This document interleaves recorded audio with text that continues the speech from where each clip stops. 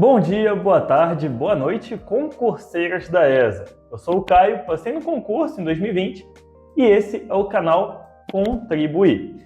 A ideia do vídeo de hoje é contribuir também na sua aprovação em História com informações importantíssimas de como ocorreu a independência do Brasil.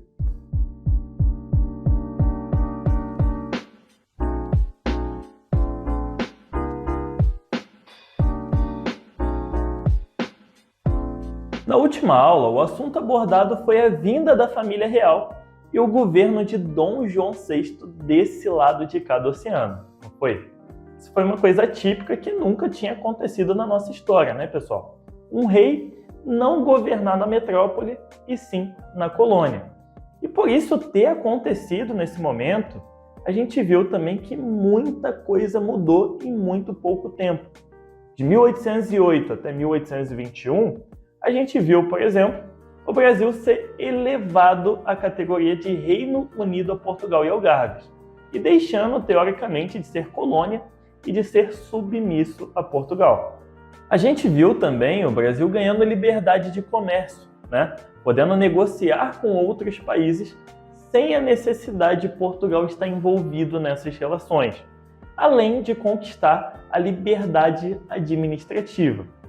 Ou seja, pessoal, com tudo isso, dá para perceber que o período joanino meio que criou aí um Brasil independente. E o Brasil estava bem nessa posição. Nessa categoria de Reino Unido a Portugal e Algarve, o Brasil não estava pensando em se separar, não. Não tinha levantes ou pensamentos para isso. O grande problema é que do lado de lá, Portugal estava vivendo um momento muito crítico financeiramente.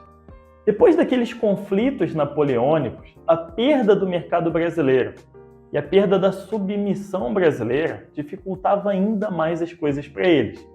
Então, por conta disso, eles vão se revoltar e iniciar um movimento com o objetivo de recolonizar o Brasil e anular toda essa autonomia administrativa e comercial que o Brasil estava tendo. E o Brasil, logicamente, não querendo retornar para a posição de colônia, dá início à sua luta pela independência. Então, para a gente entrar nesse contexto aí de forma detalhada, com as informações que são importantes no nosso estudo, vou te falar uma coisa, ó, não esquece de copiar tudo que vai aparecer aí na sua tela a partir de agora. Todas as caixas de texto são para ser copiadas. Então já pega seu material de anotação e esquece problema a partir de agora também. Tá? Esquece cocoto, cocota, tudo que está acontecendo aí à sua volta para focar completamente aqui. Se inscreve aí também no canal do YouTube, segue minha página no Instagram e vamos lá. Vendo os detalhes importantes do que aconteceu, tá? Depois da Revolução Liberal do Porto, que foi um assunto que a gente comentou na aula passada também, né? A gente falou que foi uma revolta que aconteceu em Portugal no ano de 1820. E depois disso, o poder de Dom João VI ficou limitado. E as Cortes de Lisboa, que era uma assembleia lá, começaram a controlar o governo central português.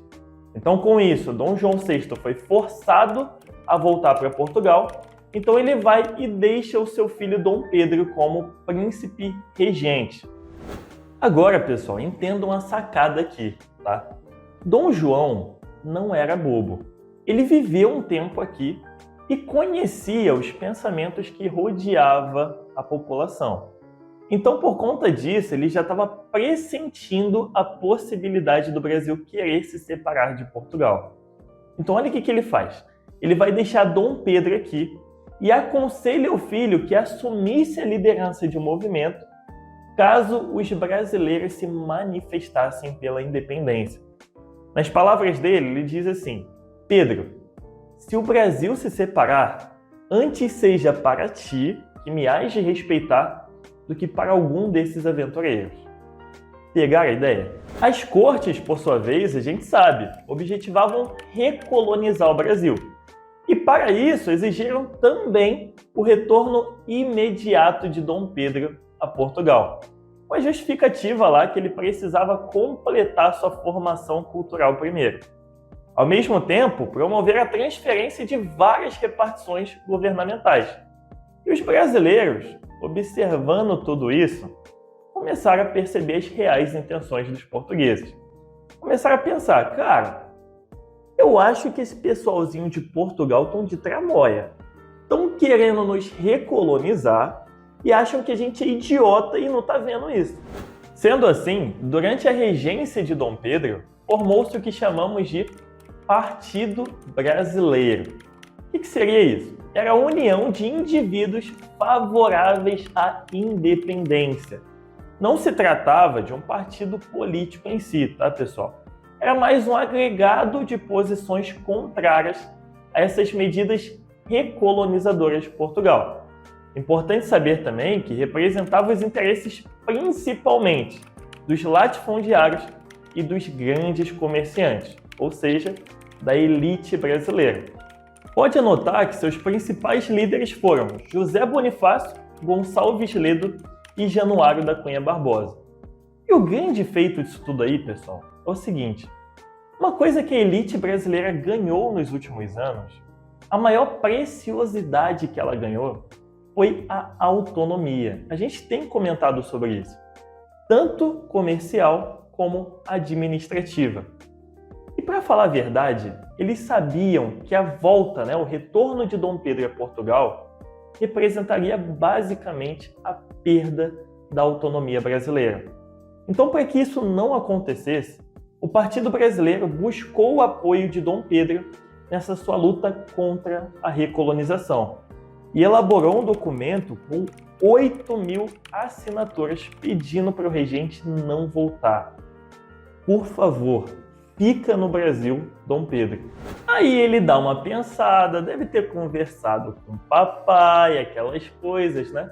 Até que no dia 9 de janeiro de 1822, Dom Pedro aparece e fala o seguinte: como é para o bem de todos e felicidade geral da nação, estou pronto.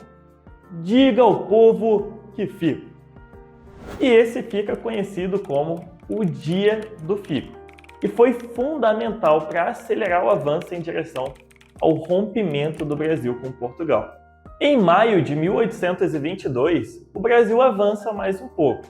Para fazer frente às ordens que vinham de Portugal, foi decretado o Cumpras, que basicamente falava o seguinte: olha, toda ordem que vier de Portugal só será acatada aqui no Brasil mediante autorização de Dom Pedro. Isso foi uma medida para solidificar a autonomia brasileira. E a gente já consegue visualizar Dom Pedro se transformando em símbolo dessa autonomia aí, né? Pessoal, presta atenção agora, porque enfim chegamos no assunto do título da aula, tá bem? Vamos ver como foi essa história de independência do Brasil aí. O que foi esse famoso grito do Ipiranga que o pessoal fala? Olha só, dá para imaginar que as cortes de Lisboa não estavam gostando nada dessas decisões de Dom Pedro, né? De ficar aqui no Brasil, mesmo depois deles mandarem ele retornar, de decretar o Cumpras e de assumir essa postura contra as medidas recolonizadoras de Portugal. Sendo assim, eles chutaram o balde, pessoal. Perderam a paciência, enviaram ordens determinando a anulação de todas as decisões de Dom Pedro aqui no Brasil. Exigiram novamente o seu retorno a Portugal e, para fechar com chave de ouro, ameaçaram lançar tropas metropolitanas ao Brasil, caso o príncipe regente não acatasse o que estava sendo ordenado. Rapaz, agora o fuzuê foi feito e agora começa toda a história. Olha só, quando esse documento chega até o Brasil, na verdade, quando ele chega lá no Rio de Janeiro, na capital da época, Dom Pedro não estava lá. Ele estava visitando as comarcas da região de São Paulo. Então, por conta da urgência e da gravidade do assunto, foi enviado um mensageiro ao encontro de Dom Pedro para informar ele tudo o que estava acontecendo. Esse mensageiro, Paulo Bregaro, o nome dele, vai encontrar Dom Pedro na tarde do dia 7 de setembro de 1822, às margens do riacho Ipiranga. E o príncipe regente, ao ser informado das ordens e ameaças de Portugal, decide proclamar a independência do Brasil, oficializando assim a separação do Brasil frente a Portugal. Após isso, começam alguns conflitos contra as tropas portuguesas sediadas no Brasil e contrárias à independência, tá? Saibam que esses conflitos duram ali cerca de 1 ano, mais ou menos, até que todas as tropas portuguesas foram derrotadas, com uma luta brasileira ao comando de mercenários contratados. E assim, Dom Pedro foi coroado imperador do Brasil e recebe o título de Dom Pedro I. Importante saber também que Dom Pedro I é considerado defensor perpétuo do Brasil e José Bonifácio recebe o título de patrono da independência. Tá bom? Calma que não terminamos a aula ainda. Precisamos ver 2 assuntos ainda rápidos, mas muito importantes para a gente, que são os fatores que levaram à independência e os aspectos da nossa independência. Tá bom? Sobre os fatores que levaram à nossa independência, bem rapidamente, dentre os muitos, destacam-se primeiro a abertura dos portos às nações amigas. Isso porque o Brasil experimenta de uma liberdade e uma autonomia de comércio.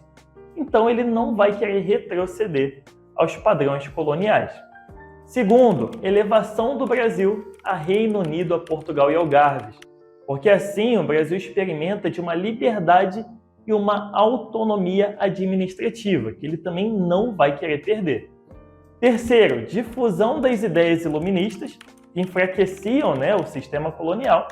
E por último, a própria crise do sistema colonial. E para fechar, o que a gente precisa saber sobre os aspectos da nossa independência é que, primeiro, foi uma independência sem mudanças na estrutura produtiva e social brasileira.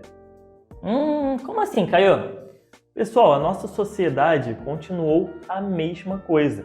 Para o povo, não teve uma mudança significativa, porque o Brasil continuou preservando os interesses da elite agrária, que era o extrativismo e o escravismo, mantendo tanto a nossa economia como a nossa sociedade nos mesmos moldes que elas já estavam. Outra coisa para você anotar é que o Brasil se diferenciou da maioria dos outros países para adotar um regime monárquico e não um regime republicano. Foi até isso que causou resistência para os países aqui da América Latina de reconhecerem também a nossa independência. Imagina uma independência com uma monarquia onde o imperador é da família real portuguesa.